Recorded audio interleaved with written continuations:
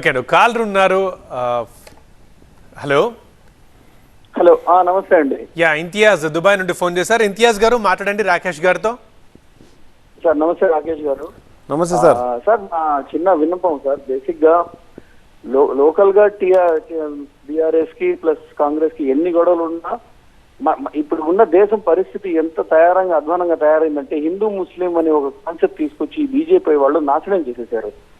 మనకి లోకల్ గా ఈ రోజు రాజా సింగ్ కూడా ఒక పాట రిలీజ్ చేశాడు, మీరు విన్నారో లేదు, మిమ్మల్ని తైవేస్తాం అది ఇది అన్నట్టు. So why can't you both people support each other? బీజేపీని తరివేయడానికి why can't you plan and contest together? Somehow ఒక కాంప్రమైజ్ వచ్చి మనం ప్రైమరీ గోల్ వచ్చి బీజేపీ ఉండకూడదు. సౌత్ ఇండియా నుంచి ఎలాగో ప్రస్తుతం అయితే లేదు, ఒక 4-5 సీట్లు కూడా లాస్ట్ టైం వచ్చింది అనేది రాకుండా చేయాలనేది ఫస్ట్ ఒక ఇంటెన్షన్ గా ఉండాలి కదా. ఈ రోజు దేశం దరిద్రమైన స్థితి వెళ్ళిపోయిందంటే బీజేపీ వల్లే. నాశనం, కరప్షన్, ఎక్కడ పట్టినా హిందూ ముస్లిం, పాకిస్తాన్ ముస్లిం పేరు లేకుండా. అసలు నాకు అర్థం కాదు సార్, మేము మనుషులం కాదా? అది ముస్లిం ఐఎమ్ టాకింగ్. మనం ఇంత పోరాడి సమిష్టిగా పోరాడి ఈ రోజు స్వాతంత్రం తెచ్చుకొని ఈ రోజు ఈ దరిద్రుల వల్ల మనం ఇలాంటి హిందూ ముస్లిం గొడవల్లో వీళ్ళు వెళ్ళిపోవడం ఏంది? దేశం ఎక్కడికి వెళ్ళిపోతుంది? ప్రతి సంస్థని పెట్టుకుని మనుషుల్ని హింసించడం, ఎవరన్నా ఎదురుగా మాట్లాడితే వాళ్ళ మీద కేసులు పెట్టడం, తప్పుడు కేసులు. ఈ రోజు కేజ్రీవాల్ చూడండి, వేరే ఎవరినన్నా చూడండి. ఇలా తయారైనప్పుడు మనం ఒక సమిష్టిగా ఈ రోజు చేయాలి కదా పోరాటం అనేది నా చిన్న కోరిక. బీఆర్ఎస్ పార్టీ నుంచి దీనికి మద్దతు ఉంటుందని ఒక ఇనిషియేటివ్ తీసుకుంటారని కోరుకుంటున్నాను. ఇంతియాజ్ గారు థ్యాంక్ యూ. మీరు లేవనెత్తిన సమస్య ఈరోజు దేశం మొత్తం కూడా రేసిజం అనే దాన్ని డెవలప్ చేసి వదిలిపెట్టింది బీజేపీ పార్టీ అనేది మీరు చెప్పిన దాంతో సంపూర్ణంగా ఏకీభవిస్తున్నాను. కానీ అదే క్రమంలో నేను ఏమంటున్నానంటే, ఏదైతే మీరు అన్నటువంటి అన్నీ అంటే ఈ ఏదైతే మీరు చెప్పినటువంటి రెవల్యూషనరీ థాట్ ప్రజలందరూ ఆలోచించినప్పుడు, మొన్న మేము బీజేపీతోటే పోరాటం చేశాం. బీజేపీ మీదనే పోరాటం కేంద్రంలో. రైతులు మరణించినప్పుడు ఆ రైతుల మరణానికి కారణం బీజేపీ అన్నాం. సరే, ఆ తర్వాత జరిగినటువంటి పరిణామాలు మీకు అన్నీ తెలుసు. అండ్ నెక్స్ట్ వచ్చేసి కాంగ్రెస్ కలిసి రావచ్చు కదా అని మీరు అన్నారు. ఈరోజు మీరు నిజంగా ఆశ్చర్యకరమైనటువంటి విషయం ఏంటంటే, కాంగ్రెస్ మీద అంత విశ్వాసం ఉంచుకున్నందుకు ఐఎమ్ సెల్యూటింగ్ యూ. బట్ మన గవర్నమెంట్లో అసలు మైనార్టీ మంత్రి కూడా లేడండి. నెంబర్ 1. నెంబర్ 2, ఈరోజు షాదీ ముబారక్ అసలు లేదండి. నెంబర్ 2. నెంబర్ 3 వచ్చేసి నేను ఏమంటున్నానంటే, మైనార్టీల గురించి మాట్లాడే అంటే మొన్న బడే భాయ్ అని చెప్పేసి ఇక్కడ ఉన్నటువంటి ముఖ్యమంత్రి గారు డైరెక్ట్గా ప్రైమ్ మినిస్టర్ గారిని మెచ్చుకున్నటువంటి దాఖలాలు. కాబట్టి కాంగ్రెస్ పార్టీ ఇంకా మైనార్టీల గురించి ఆలోచిస్తుందని మీరు ఆలోచించడమే దాంట్లో ఇంకా మనకు కనిపించేస్తుంది. కాబట్టి దయచేసి మీరు ఒకసారి అర్థం చేసుకోండి. ఎందుకంటే ఈరోజు కంప్లీట్గా ప్రజలందరి గురించి, అది మైనార్టీలా మెజార్టీలా ఇవి కాదు, ప్రజలందరి గురించి ప్రజలందరూ బాగుండాలని చెప్పేసి ఆలోచించినటువంటి పార్టీ బీఆర్ఎస్ పార్టీ, కేసీఆర్ గారు.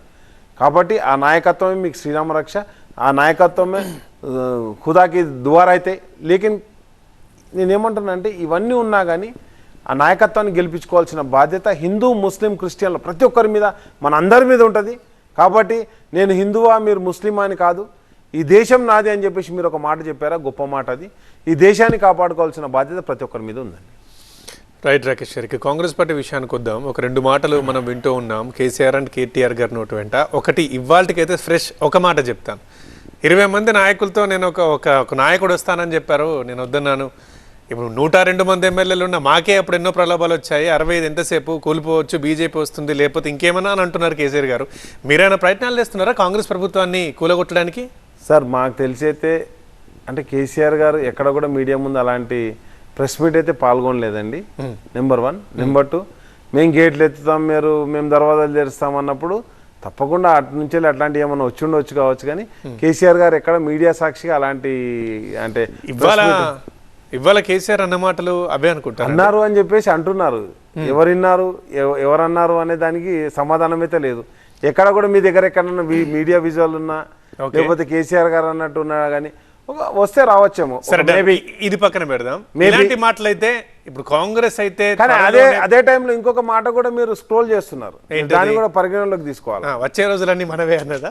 కాదు వస్తానా, నేను వద్దు, నేను వేచి చూస్తాను 4 సంవత్సరాల వరకు అని చెప్పేసి అన్నారని చెప్పేసి కూడా గొప్ప మాట కూడా అన్నారని స్క్రోల్ నడుస్తుంది. అది నేను అన్నారు అనలేదు అని చెప్పేసి దాని అంతర్గత ఇవాళ టైప్ నిడిచిపెడదాం. బీఆర్ఎస్ అలాంటి అవకాశం కోసం ఏమన్నా చూస్తుందా? కాంగ్రెస్ అలాంటిది ఏ రోజు లేదండి. మేము ఒకటే చెప్తాం, ఎప్పుడైతే మా పార్టీ ఓడిపోయింది అంటే మా పార్టీకి మెజార్టీ స్థానాలు రాలేదని ఓడిపోలేదు మెజార్టీ స్థానాలు రాలేదని చెప్పిందో వెంటనే ముఖ్యమంత్రి గారు గౌరవప్రదంగా అదే రోజు, ఇంకా సమయం ఉండే అయినా కానీ రిజైన్ చేశారు, ప్రగతి భవన్ ఖాళీ చేశారు, వెంటనే తన మకాంను మొత్తం కూడా నందినగర్కు మార్చేశారు.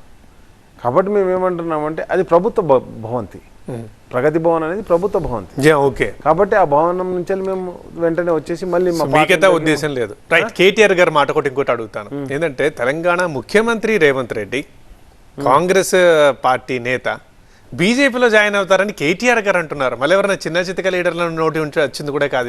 ఇది ఎలా సాధ్యం అనేది అందరికీ క్వశ్చన్. కాదండి, అందరికీ సందేహం. 1 మినిట్ అండి.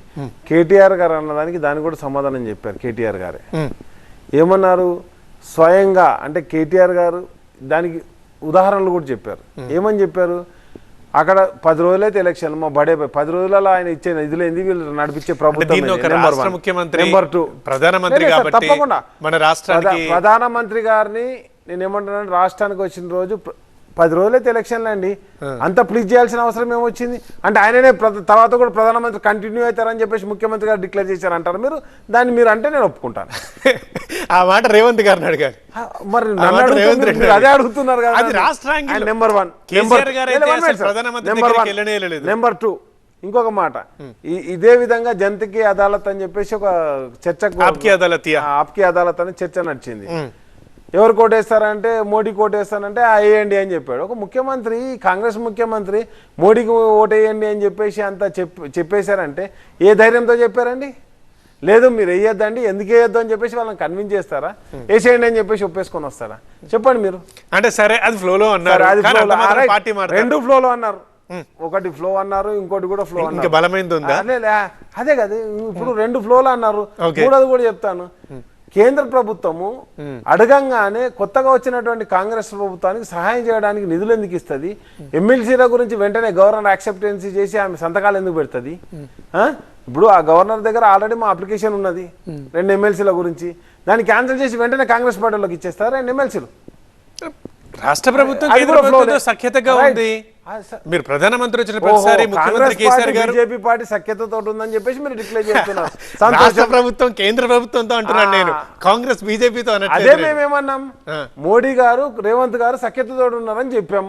అది చెప్తే మీరు ఒప్పుకో. మీ మాటకి తేడా ఉంది కదా. ఆ మాట మీ మాట ఏంటంటే మీరు చెప్పిన మాట నేను చెప్తున్నాను.